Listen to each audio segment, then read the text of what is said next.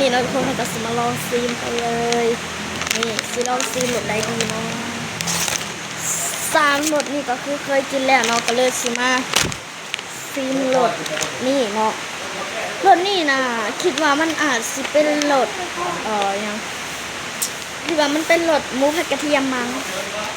เนาะเพราะว่ามันเป็นรสออกใหม่เนาะทุกคนเนาะซีมเลยขึ้นเลยเดี๋ยวเนี่ยค่ะเดี๋ยวกินก่อนยังมาป้ากระห้องนี่นะคนกินหอมให้นี่กินหอม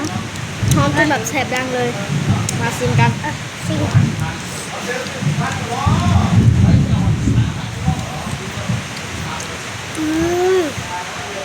ชอบ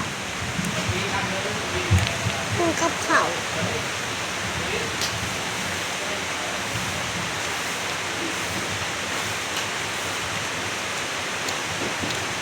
กินกับข้าวทุกสันงงอ้าวข้าวมด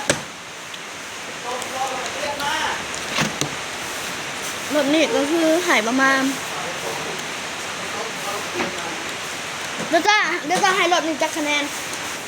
30 คะแนน30 คะแนนเลยจะน่าไว้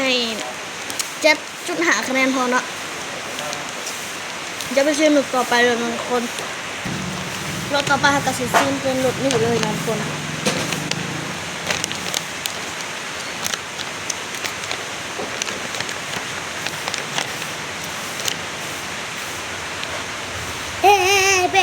เบ็ดเนี่ยข้าวมดบ่ข้าวมดบ่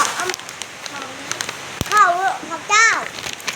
อันนี้ก็คือซื้ออยู่7 Amazon เนาะทุกคนมาซิมกันมาสเปซปันไดเผ็ดเลย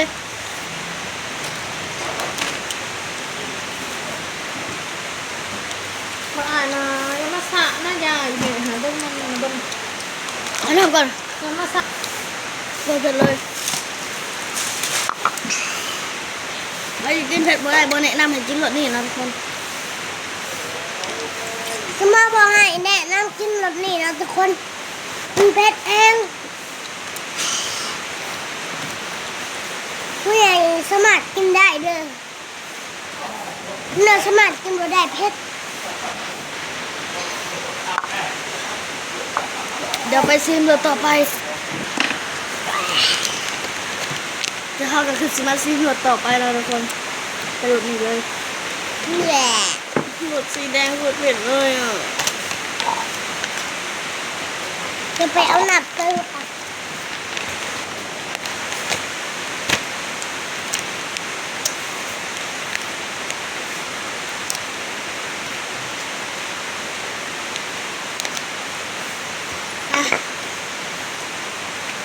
นี่นะทุกคนรสสีสมละมาซิมกันเลยรสสีสมมันกะออกใหม่คือกันเลยใส่ปันไหนออกใหม่จะใส่ใหม่มูหูยาวาว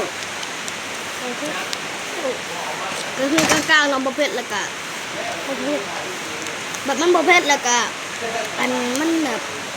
มันบดได้เพชรปันใดเห็นนะแล้วมันก็แบบบดได้เพชรจนโดดไปเลยคือโตสีแดงครับคนอันนี้นะถ้ากินไปนานๆก็อาจสิเพชรเนาะ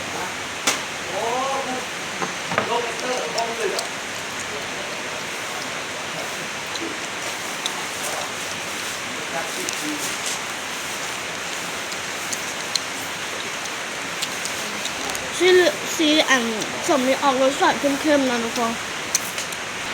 เดี๋ยวเราจะมาชิมรสต่อไปนะออกใหม่ไปรสเอาออกใหม่บ้านเจ้าตีไอ้เขาก็เคยกิน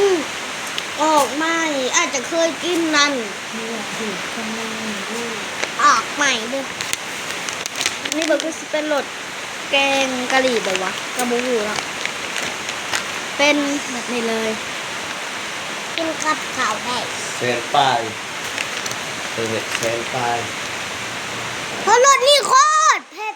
รสสีแดงมาซิมกันนี่เป็นแบบนี้เลย นี่ มาซิมนะพ่อ ง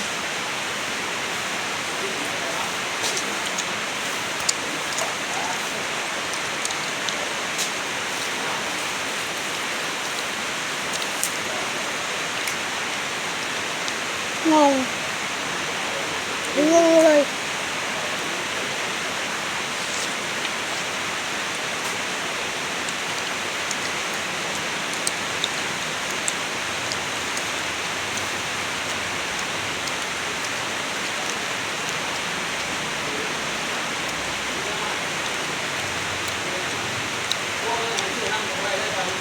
งงเราแต่ว่าก็แซ่บนะทุกคนโอเคทุกคนเดี๋ยวจะขอตัวลาไปก่อนนะอย่าลืมกดไลค์กดแชร์กดติดตามให้เราเวลาได้ทุกคนบ๊ายบาย